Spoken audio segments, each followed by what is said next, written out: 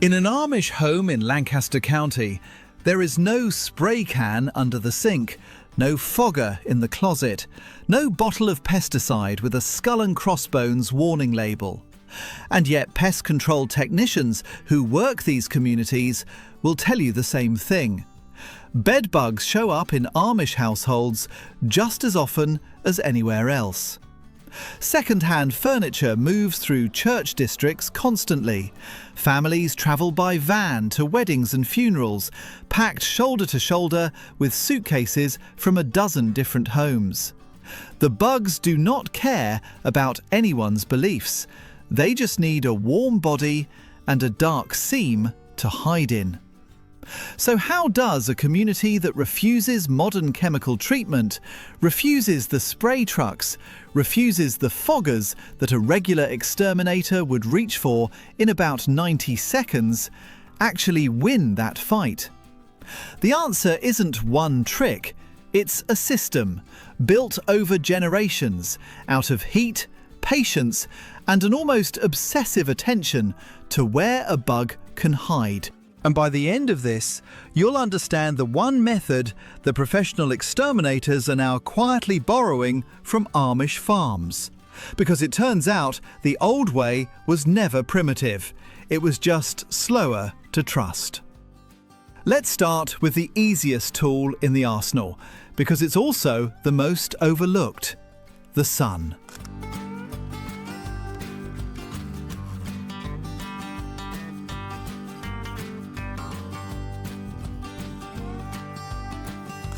On a clear day, a black-topped Amish buggy sitting in a gravel lot can hit well over 150 degrees inside. That's not a guess. It's the same principle behind why you're told never to leave a dog in a parked car. Amish families have used that heat for decades, not for dogs, but for mattresses, quilts, and infested furniture. Drag a mattress out, prop it against a fence in direct July sun, and you're doing, for free, roughly what a professional heat treatment company charges $1,000 or more to do with a diesel heater and a fleet of fans. Here's why that actually works, and isn't just an old wives' tale.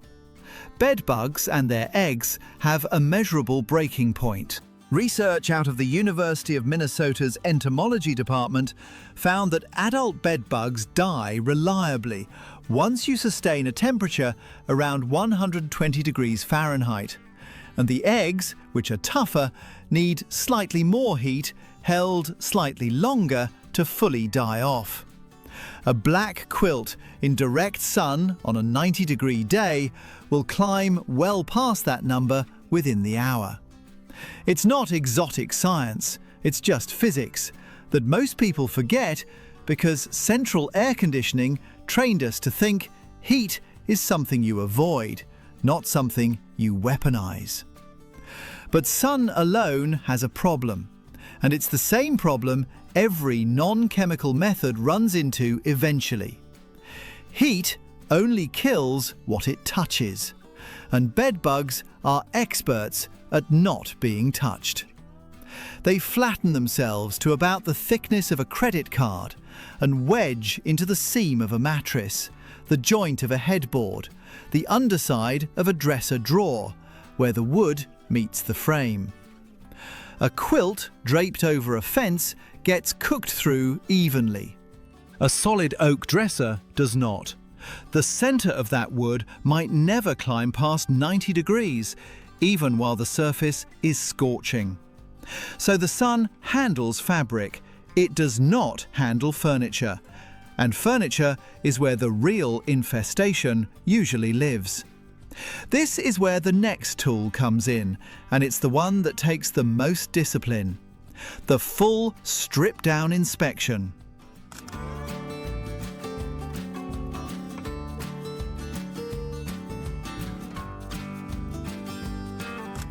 In an Amish household dealing with a suspected infestation, the bed frame comes apart.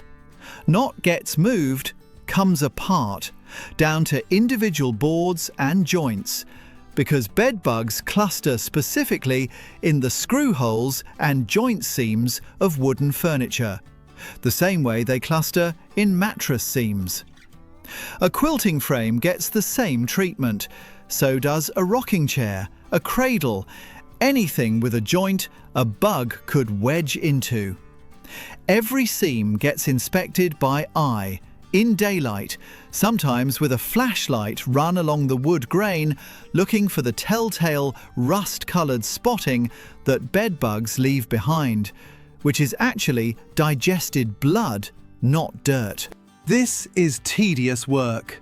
A single dresser can take 45 minutes to properly inspect joint by joint. But it's also the step most modern exterminators skip, because spraying a room takes 20 minutes and inspecting a room properly takes half a day. The Amish approach isn't faster, it's just more thorough, because there's no can of poison to fall back on if the inspection was sloppy. And once the inspection turns something up, that's when the second real weapon comes out: diatomaceous earth. If you've never seen it, diatomaceous earth looks like flour, feels like flour. You could easily mistake a bag of it for baking supplies sitting in a farmhouse pantry. But under a microscope, it's the fossilized remains of tiny aquatic organisms called diatoms, ground down into a powder made almost entirely of silica. And silica, at that microscopic scale, is sharp. Not sharp like a knife, sharp like broken glass under a magnifying lens. When a bed bug crawls through it, the powder doesn't poison the bug the way a chemical spray does. It scrapes through the waxy outer coating of the bug's exoskeleton, the coating that normally keeps the insect's body moisture locked in. Once that coating is compromised, the bug starts drying out from the inside, and it dies of dehydration, usually within a few days, sometimes closer to a week. It's completely non-toxic to people and pets in the food-grade form Amish households use, which is the same grade sold for livestock feed additives. You could, in theory, eat a spoonful of it and be fine. Try that with a can of pesticide. But here's the honest problem with diatomaceous earth, and any pest control professional who has studied it will tell you the same thing entomologists at the University of Kentucky have documented.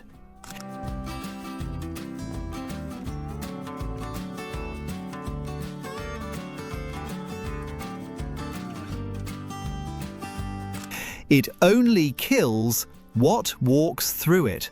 If a bed bug is tucked into a seam, the powder never reached. It simply never encounters the stuff, and it survives completely untouched. That's the trade-off. No chemical fumes, no toxic residue on the mattress your kids sleep on. But it demands the same relentless attention to every crack and joint that the manual inspection does. You can't dust a room once and walk away. You dust every seam, every joint, every baseboard gap. And you do it again a week later, because eggs that survived the first pass are hatching by then. Which is why, on its own, the powder is never the whole plan. It's one layer in a system that assumes no single method is perfect. The third layer is steam. And this is the one that actually gets closest to matching a professional's heat treatment at a fraction of the cost. A commercial fabric steamer, the kind used for quilting and canning work in an Amish kitchen, pushes out vapour at well over 200 degrees at the nozzle. Run that nozzle slowly along a mattress seam, a foot at a time, and you are delivering lethal heat directly into the exact hiding spots the sun and the dresser drawers can't reach. The catch is speed. Move the nozzle too fast and the heat never penetrates deep enough into the fabric to reach an egg tucked a few layers down. Move it too slow and you risk soaking the mattress, which just trades one problem for a mould problem. So steaming a single queen mattress properly, seam by seam, can take close to an hour of careful, patient work. Most people with a rental apartment and a 9-to-5 job simply don't have that hour to give. An Amish household, running on a rhythm that already includes hours of handwork every single day, treats that hour as normal. That's really the core difference. It was never that Amish families discovered some secret bedbug weapon nobody else has access to. Diatomaceous earth is sold at any hardware store. Steamers are sold at any home goods store. The difference is that the Amish approach treats an infestation the way it treats a harvest. Something you handle personally, by hand, over as many hours as it takes, rather than something you pay someone else to make disappear in an afternoon. There's a fourth piece to this that rarely gets mentioned.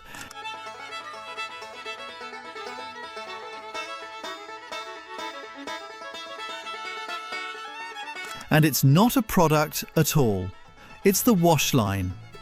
Laundry in an Amish household typically dries outside, on a line, regardless of the weather, because that's simply how it's always been done. A wash cycle on hot water, followed by a full cycle in a dryer on high heat, will kill bed bugs and their eggs on its own. No powder or steam required, because you're sustaining well above that 120-degree threshold for a solid 20 to 30 minutes inside the drum. But an Amish household without an electric dryer relies on the line and the sun for the second half of that process, which means bedding gets the same sun-soaked treatment as the quilts on the fence. It's slower than a machine dryer. It's also, on a hot enough day, just as lethal to whatever's hiding in the seams. Put all four of these together, the sun exposure, the joint-by-joint furniture strip down, the diatomaceous earth, and the seam-by-seam steam pass, and you start to understand why this actually works as well as it does, and also why it takes so much longer than a phone call to an exterminator. A professional heat treatment company can clear a single infested room in about 4 hours using a diesel heater. The Amish version of the same result, done entirely by hand with sun, powder and steam, can take the better half of a week spread across daily chores. Because every single hiding spot has to be found and treated individually. There's no shortcut version. There's no can you spray and forget about.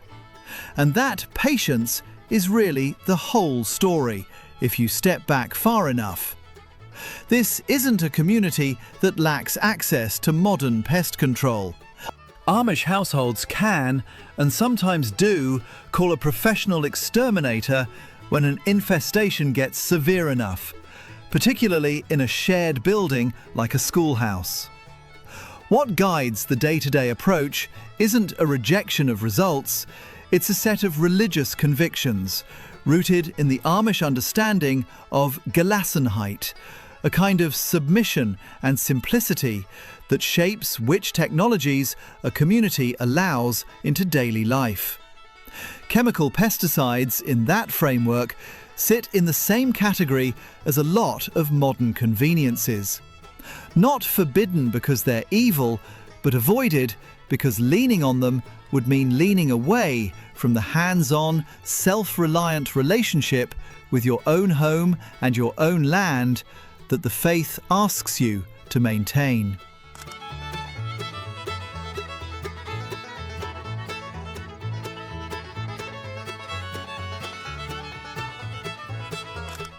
So when an Amish family drags a mattress out into a July afternoon and props it against the fence, that's not a quaint holdover from a simpler time. It's a deliberate, informed choice made by people who understand exactly what temperature kills a bedbug, and who have simply decided that the sun, the steamer, and their own two hands are worth more to them than a chemical shortcut and a stranger's van in the driveway. There's one more wrinkle to this that pest control companies working these communities have started paying attention to, and it's the reason some of them now recommend a version of the same routine to English customers, meaning anyone outside the Amish faith. Chemical resistance. Bedbugs, like a lot of insects, adapt to whatever kills their relatives. Decades of the same handful of pyrethroid sprays being used in apartment buildings and hotels across the country has produced populations of bedbugs that shrug off standard chemical treatments almost entirely in some regions. It's the same story as antibiotic-resistant bacteria, just with a bug instead of a germ. Heat doesn't have that problem. You cannot evolve a resistance to 120 degrees. A bug's proteins denature at that temperature, whether its great-grandparents survived a spray or not. So the method an Amish household has been quietly running for generations, heat first, chemicals never, has ended up being the one approach that ages well, while the spray can solution keeps needing to be reinvented every few years as the bugs catch up. That doesn't mean the manual approach is easy, and nobody in these communities would tell you it is. Ask an Amish mother who has spent a week strip-searching every joint in a bedroom set, and she'll tell you plainly that it is exhausting, unglamorous work, done on top of the cooking, the canning, and everyone else's regular chores. There's no romance in checking the same dresser drawer for the 4th time in 5 days and finding one more egg case you missed. What there is, instead, is a kind of confidence that comes from knowing exactly what you did and exactly why it worked, rather than trusting a technician's word that the spray got everything.